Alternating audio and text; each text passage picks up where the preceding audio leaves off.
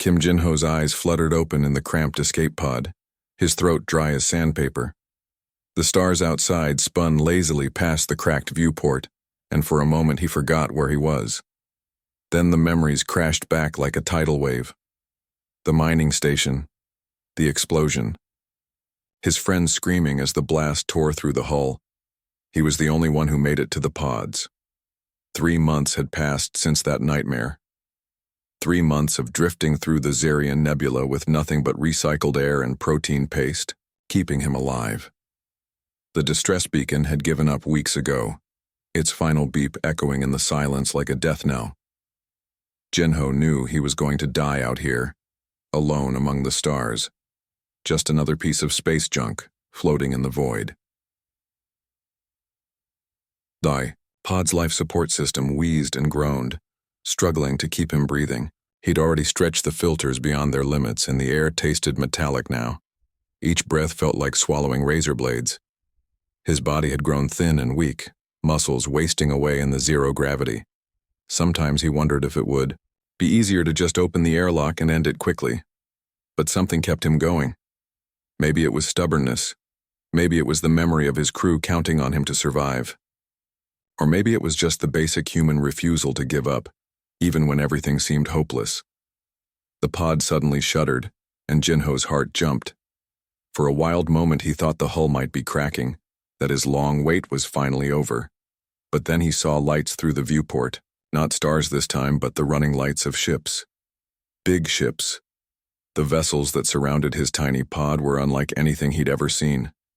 They looked more like floating cathedrals than spacecraft, all sharp angles and gleaming metal that seemed to glow with its own inner light. Weapons bristled from every surface, and their hulls were scarred with the marks of countless battles. These weren't merchant vessels or mining haulers. These were warships built for one purpose only. A tractor beam locked onto his pod, and Jin-ho felt himself being pulled toward the largest ship. His hands shook as he tried to activate the pod's communication system, but everything was dead. He was going in blind with no idea who these people were or what they wanted with him. The pod slid into a massive hangar bay filled with fighters and shuttles. Through the viewport, Jin-ho caught his first glimpse of his rescuers, and his breath caught in his throat. They were women, but unlike any women he'd ever seen. They stood nearly 7 feet tall, with broad shoulders and muscles that rippled beneath their form-fitting armor. Their skin had a metallic sheen, and their eyes glowed like burning coals in faces that were both beautiful and terrifying. Warriors. Every single one of them was a born warrior. The pod's hatch hissed open, and Jin-ho tried to stand, but his legs gave out immediately. Months of zero gravity had left him weak as a newborn. He collapsed to the hangar floor, gasping and shaking. The tall women surrounded him, speaking in a language that sounded like music mixed with the clash of swords. One of them stepped forward, clearly the leader.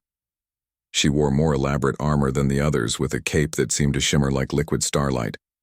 Her face was stern, but not unkind, and when she looked at Jin-ho, he felt like she was seeing straight through to his soul. "What is this creature?" she asked, and somehow Jin-ho could understand her words even though she wasn't speaking any language he knew. "It appears to be some kind of primitive humanoid, my queen," replied another woman, this one with shorter hair and scars across her cheek. "Probably from one of the outer rim worlds. We should drop it at the nearest trading post and be done with it." But the queen knelt down beside Jin-ho, studying his face with intense curiosity.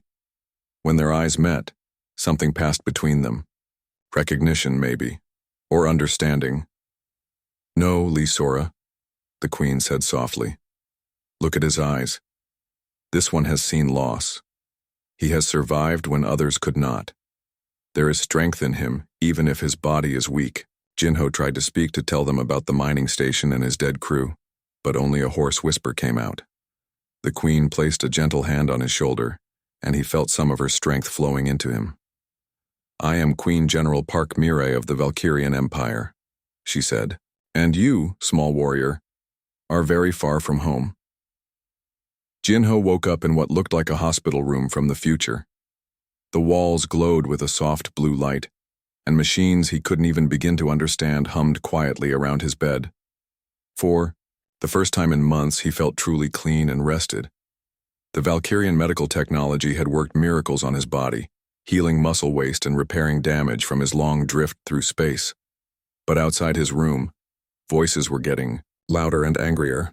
"This is madness, Mirai," came the sharp voice of Commander Lee Sora. "We're wasting resources on a primitive creature when our empire is dying. The Devourers grow stronger every day while we play nursemaid to this thing." Through the transparent wall, Jinho could see the Valkyrian Council gathered in heated debate. 7 of their greatest warriors stood around a holographic table, their faces grim as death. He couldn't understand all their words, but their body language spoke volumes. Most of them wanted him gone. "He survived alone in space for 3 months," Queen General Mirai replied, her voice steady but firm. "That speaks to a strength we might need." "Strength?" laughed another commander, one with intricate tattoos covering her arms. "Look at him, Mirai. He can barely lift his own weight. Our youngest cadets could break him with one hand." Jinho closed his eyes and tried to block out their words. He'd heard similar conversations before, back on the mining station. The other workers always said he was too small, too weak, too different. But when the explosion started and everyone else panicked, he was the one who stayed calm and got people to the escape pods. The debate continued for hours. Some wanted to dump him at the nearest space station. Others suggested using him for medical experiments. A few even proposed just spacing him and being done with it. Only Queen General Mirai seemed to think he might be worth something. Then the alarms started screaming. Red lights flashed throughout the ship as warriors ran through the corridors. Through his room's speakers, Jinho heard the emergency broadcast. Devourer scouts had found a civilian outpost in the Kepler system. Hundreds of families were trapped while those monsters closed in for the kill.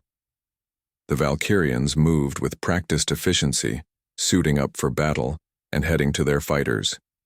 But Jinho could see the worry in their faces. They'd been fighting this war for so long that every battle felt like swimming against a tide that never stopped rising. As the last warriors filed past his room, Jinho made a decision that surprised even himself. He stumbled out of bed, his legs still shaky, and pressed his hand against the door panel. "Wait," he called out to Queen General Mirai as she passed. "Take me with you." The entire corridor went silent. Lee Sora actually laughed out loud. "You," she said, her voice dripping with disbelief. "You can barely walk in normal gravity. What could you possibly do against the Devourers?" Jinho straightened up as much as he could, meeting her burning gaze without flinching. "I know explosives, I know how to move through tight spaces, and I know what it's like to lose everyone you care about." His voice cracked on that last part, memories of his dead crew flooding back. But he pushed through the pain and kept talking. "Those people at the outpost, they're going to die if someone doesn't help them. I couldn't save my friends, but maybe I can save them." The corridor stayed quiet for a long moment. Then Queen General Mirai nodded slowly. "Give him basic armor and a weapon," she ordered. "If he wants to prove himself, let him try." The rescue mission was supposed to be simple. Drop in fast, evacuate the civilians, and get out before the main Devourer force arrived. But nothing about fighting the Devourers was ever simple. The outpost was a mining facility built into an asteroid, with narrow tunnels and cramped living spaces that the 7-foot-tall Valkyrians could barely fit through. The Devourer scouts had already breached the outer defenses and were hunting families through the corridors like animals. While the Valkyrian warriors engaged the main force in the central hub, Jinho slipped away into the maintenance tunnels. His mining background kicked in as he crawled through spaces no warrior could follow, setting improvised charges from the outpost's own mining supplies. He found a family of 4 trapped in a storage room, too terrified to move as Devourer claws scraped against the door. Using hand signals, he led them through ventilation shafts to safety, while explosions echoed through the facility. Again and again, he repeated the process. Crawl through impossible spaces, find trapped civilians, lead them to evacuation points, while setting traps behind him. The Devourers never saw him coming, never expected attacks from below and behind. By the time the last civilian was evacuated, Jinho had saved 37 people using nothing but mining charges and pure stubbornness. He'd also taken a devourer claw to the shoulder that left him bleeding and barely conscious, but alive. As their ship jumped to hyperspace, Queen General Mirai found him in the medical bay again, this time being treated for combat wounds instead of starvation. "The Council will hear about this," she said quietly. "What you did today saved lives that would have been lost." Jinho looked up at her with tired eyes. "So what happens now?" Mirai was quiet for a moment, studying his face. "Now you have a choice. We can drop you at the next human settlement with enough credits to start over somewhere safe. Or you can stay and learn to fight properly. The way we fight, the way a Valkyrian fights." Jinho thought about his dead crew, about the terrified families he'd pulled from those tunnels, about the endless war these warrior women were fighting against impossible odds. "I'll stay," he said without hesitation. "Teach me everything." The training deck echoed with the sound of Jinho hitting the floor for the 100th time that morning. Queen General Mirai stood over him, her practice sword still humming with energy, while sweat dripped from his bruised face onto the metal deck plates. "Again," she said simply. Jinho groaned and pushed himself back to his feet. Every muscle in his body screamed in protest, but he raised his training weapon and tried to remember the footwork she'd shown him. The Valkyrian combat style was like nothing he'd ever seen, all flowing movements and perfect balance that seemed impossible for someone his size. He lunged forward, trying to copy the attack pattern she'd demonstrated. Mirai stepped aside effortlessly and swept his legs, sending him crashing down again. This time she didn't wait for him to get up. "Your problem is that you're trying to fight like us," she said, offering him a hand up. "But you're not built like us. You're smaller, weaker, slower. In a straight fight, any Valkyrian child could beat you." Jinho wiped blood from his split lip, feeling his confidence crumble. "Then why are you training me?"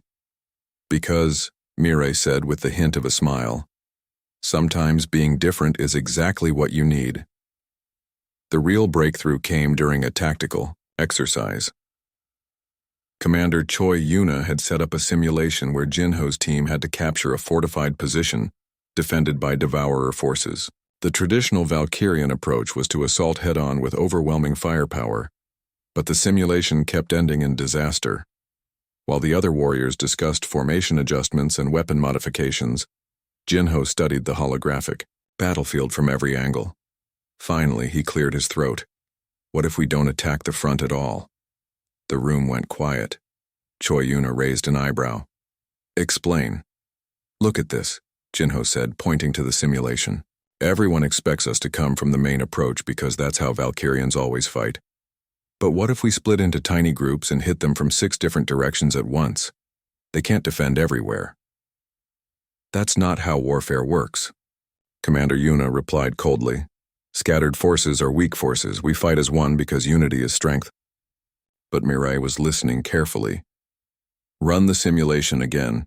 This time, do it his way." The results were stunning. Instead of massive casualties, Jinho's chaotic, multi-pronged assault confused the enemy completely. While they tried to respond to attacks from all sides, small teams slipped through their defenses and struck at critical targets. The simulation ended with complete victory and minimal losses. "Interesting," Choi Yuna admitted grudgingly. "But simulations aren't real battles." "Then let's try a real one," Jinho said, surprising everyone including himself. 3 weeks later, they got their chance. Intelligence reported a Devourer hive ship operating alone near the Gamma sector, probably scouting for new worlds to consume. It was heavily defended but isolated from the main swarm. "Perfect target for a traditional strike," Commander Yuna declared during the briefing. "We hit them hard and fast before they can call for reinforcements." "Or," Jinho interrupted, his heart pounding as every eye in the room turned to him, "we sneak inside and hit them where they don't expect it." The silence that followed felt like an eternity. Finally, Queen General Mirai leaned forward. "Continue." Jinho activated the holographic display, his hands shaking slightly as he outlined his plan. "Hive ships are massive, right? Lots of empty spaces and maintenance corridors that nobody guards because they're too small for Valkyrian warriors. But they're perfect for someone my size." He zoomed in on the ship's interior structure. If I can get inside with a small team and some serious explosives, we could hit their breeding chambers directly. Even if we don't destroy the whole ship, crippling their ability to make new devourers would be huge. Suicide, Commander Yuna said flatly. You'd never make it out alive. Maybe, Jinho admitted. But think about what it would mean. For centuries, the devourers have been the hunters and we've been the prey. When was the last time we struck at their heart instead of just defending ourselves? The room erupted in arguments. Half the commanders thought it was brilliant. The other half thought it was insane. But as the debate raged, Jinho noticed something. In their faces he'd never seen before. They looked excited. The mission was approved with strict conditions. Jinho would lead a team of 5 volunteers through the maintenance shafts, while the main fleet provided a distraction. If they got caught, they were on their own. Crawling through the alien corridors of the hive ship felt like swimming through a nightmare. The walls pulsed with organic growth, and strange sounds echoed from chambers they couldn't see. Jinho's team moved like ghosts, setting charges at critical junction points while the main battle raged outside. When they finally reached the breeding chambers, even Jinho felt sick. Thousands of devourer larvae writhed in nutrient pools being prepared for their first hunt. This was where the endless swarms came from, the source of so much death and suffering. Light it up, he whispered. The explosions tore through the ship's core, crippling systems and destroying entire sections of the breeding complex. Jinho's team barely made it to the extraction point alive, but they'd done something unprecedented. They'd hurt the devourers where it mattered most. News of the mission spread through the Valkyrian fleet like wildfire. Warriors who'd never spoken to Jinho before stopped him in the corridors to ask about his tactics. Young cadets practiced moving through tight spaces, trying to copy his techniques. More important than the tactical victory was something else entirely. For the first time in decades, the Valkyrians felt like they were winning. You've given them something they'd almost forgotten, Queen General Mirai told him one evening as they watched the stars through the observation deck. Hope, Jinho nodded, thinking about all the warriors who'd started questioning the old ways, experimenting with new approaches. Maybe that's what your people needed all along. Not just new weapons or bigger ships, but a different way of thinking about the war.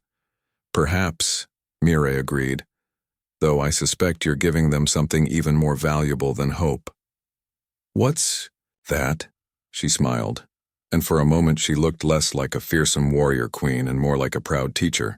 You're showing them that sometimes the smallest person in the room can change everything. The war room fell silent as the holographic display showed the nightmare approaching their homeworld. Thousands of devourer ships moved through space like a plague of locusts, blotting out the stars themselves. This wasn't just another raid or scouting mission. This was the end of everything. Estimated arrival in 72 standard hours, reported Commander Choi Yuna, her voice barely steady. Intelligence suggests this is their entire remaining fleet. Every hive ship, every destroyer, every scout vessel they have left. Queen General Mirai stared at the display with the weight of her dying civilization on her shoulders. Around the table, the greatest military minds of the Valkyrian Empire sat in stunned silence. They'd fought this war for centuries, winning. Small victories here and there, but always falling back, always losing ground. Recommendations? Mirai asked, though her tone suggested she already knew what they'd say. Immediate evacuation, said General Han Nari, the eldest of the commanders. We load the civilian population onto every available transport and scatter to the outer colonies. Fight them among the stars where they can't corner us. Run and hide. You mean, muttered Commander Lee Sora. Let them have our sacred homeworld while we become refugees in our own empire. Better refugees than corpses, Nari shot back. At least scattered, we can preserve our culture, our people.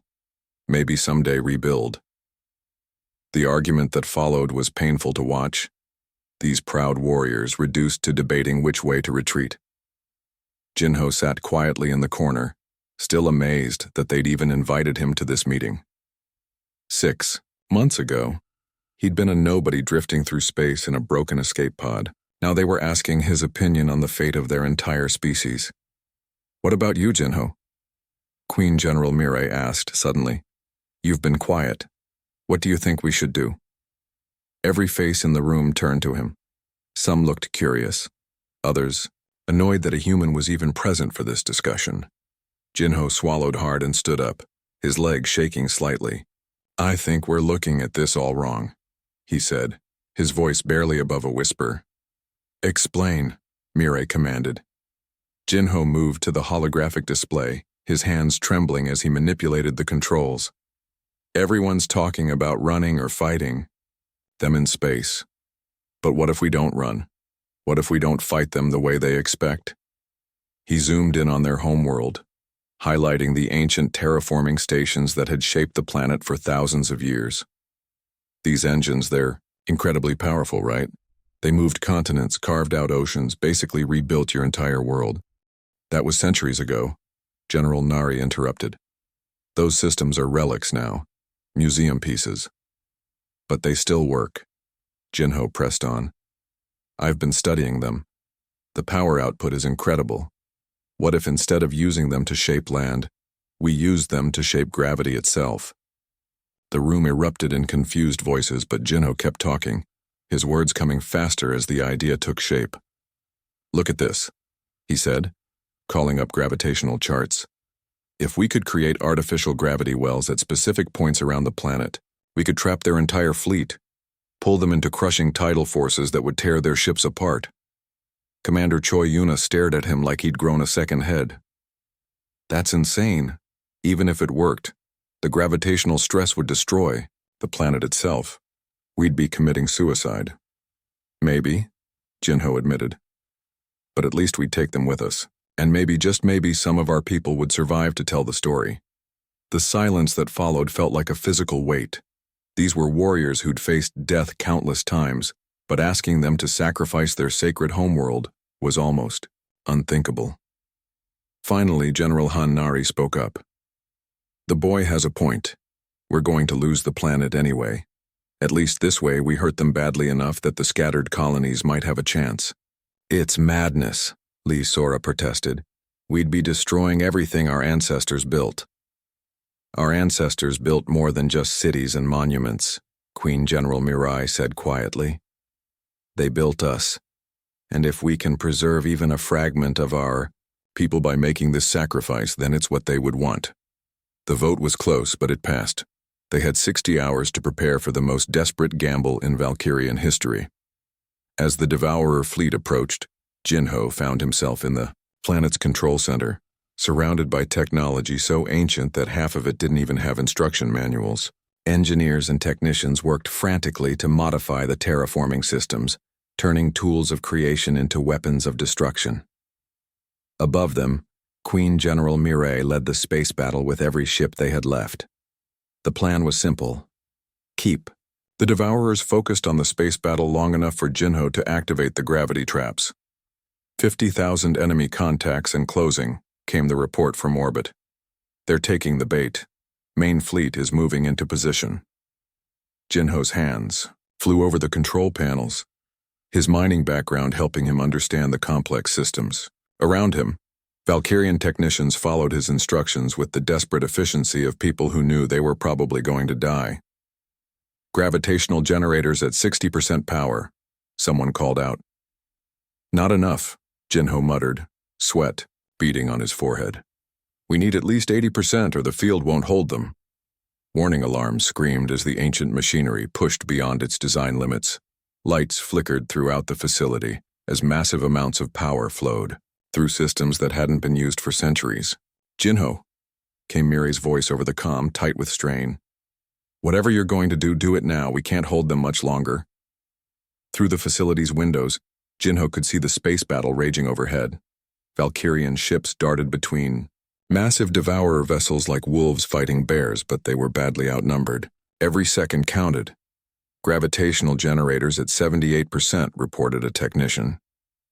That's as high as we can push them without total system failure. It would have to be enough.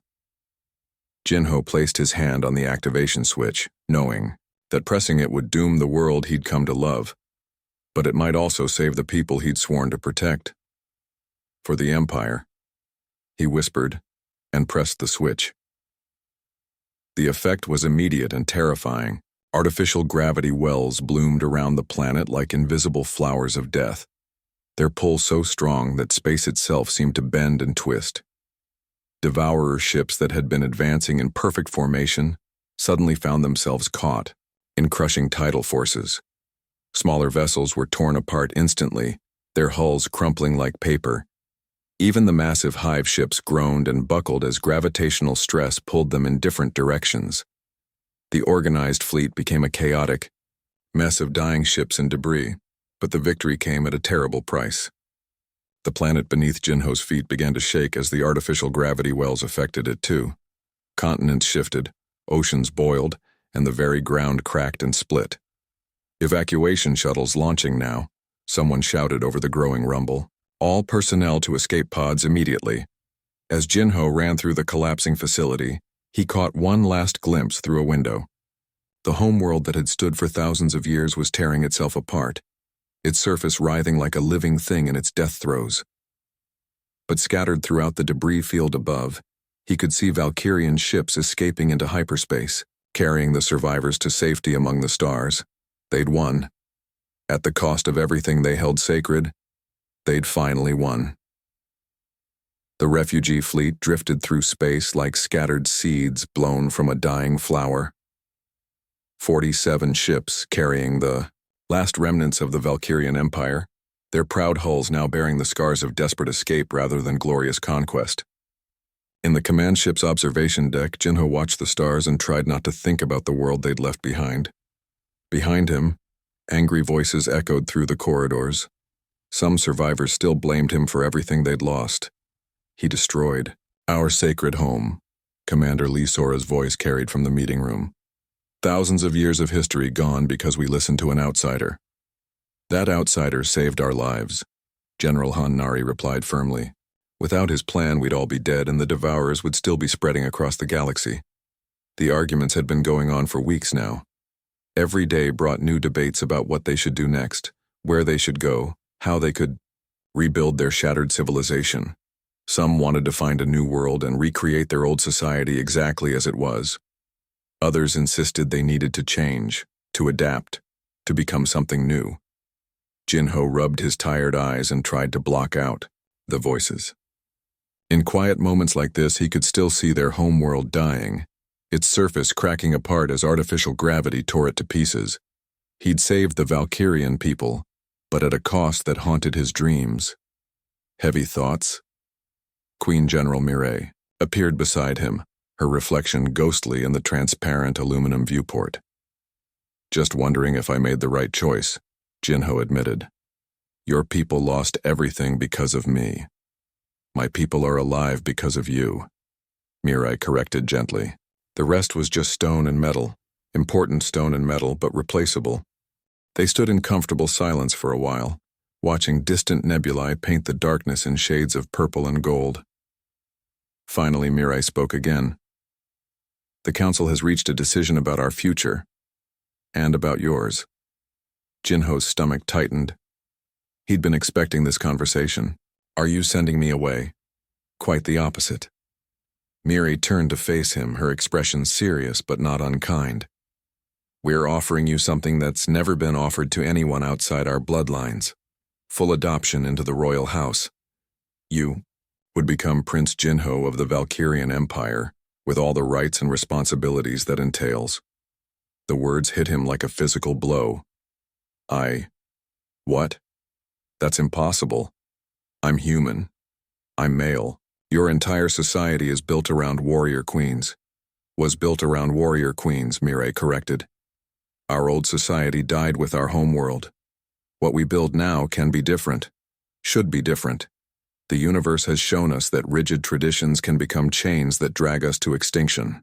She gestured toward the refugee fleet scattered around them. "Half our surviving warriors are questioning everything they once believed, the young ones especially. They've seen what happens when someone thinks outside our ancient rules, and they want to learn more." Over the following days, Jinho watched the transformation happen throughout the fleet. Groups of survivors met in cargo bays and maintenance corridors, sharing ideas that would have been considered heretical just months earlier. Young warriors practiced his unconventional tactics. Engineers designed new ship modifications based on human mining techniques. Even the rigid military hierarchy began to loosen as people realized they needed every good idea they could get. The formal adoption ceremony took place in the fleet's largest gathering space, with representatives from every surviving ship present. As Mirai placed the ceremonial crown on his head, Jinho felt the weight of responsibility settle on his shoulders like a lead blanket. "Prince Jinho Kim of House Mirai," she announced to the assembled crowd. "First of his name, breaker of chains, savior of the lost." The cheers that followed weren't universal. Some faces in the crowd remained stony, clearly unhappy with elevating a human to royal status. But enough voices joined the celebration to shake the deck plating, and Jinho saw hope in more eyes than anger. The real test came when they reached the Kepler Rim, where several human colonies struggled against pirate raids and resource shortages. Traditional Valkyrian doctrine would have ignored these problems as beneath their notice. But Jinho convinced the fleet commanders to offer protection in exchange for supplies and settlement rights. The arrangement worked better than anyone expected. Human colonists provided technical expertise and civilian infrastructure, while Valkyrian warriors offered unmatched military protection. Within months, the first joint settlements began sprouting on previously uninhabitable worlds. "Look at this," Jinho said one evening, reviewing progress reports with Queen General Mirai. "Colony New Harmony has increased food production by 300%, using combined human farming techniques and Valkyrian weather control technology. And the defense grid around New Sol Station hasn't been breached once since we installed it," Mirai added with satisfaction. "Your people and mine complement each other well." As their first year in exile passed, the refugee fleet evolved into something unprecedented, a true alliance between species. Human adaptability and ingenuity merged with Valkyrian honor and military prowess, creating communities that were stronger than either culture could achieve alone. Jinho often found himself mediating disputes between the two groups, translating not just languages but entire ways of thinking. Humans who focused on individual achievement learned to value collective honor. Valkyrians who prized tradition discovered the benefits of innovation and change. Standing on the observation deck of their newest settlement, watching human children play alongside young Valkyrian warriors, Jinho marveled at how far they'd all come. The scared, broken man who drifted through the Xerion Nebula felt like a different person entirely. "Regrets?" Mirai asked, joining him at the railing. Jinho considered the question seriously. They'd lost so much, an entire world, countless lives, traditions stretching back millennia. But they'd also gained something remarkable, a chance to be better than they were before. "No regrets," he said finally. "Just hope." Below them, the first generation of truly integrated colonists worked together to build something neither species could have imagined alone. Human creativity guided by Valkyrian discipline. Valkyrian strength tempered by human compassion. It wasn't the future any of them had planned. But watching these two very different peoples learn from each other and grow stronger together, Jinho knew they'd created something worth preserving, something worth fighting for, something that would carry both human dreams and Valkyrian honor to every corner of the galaxy.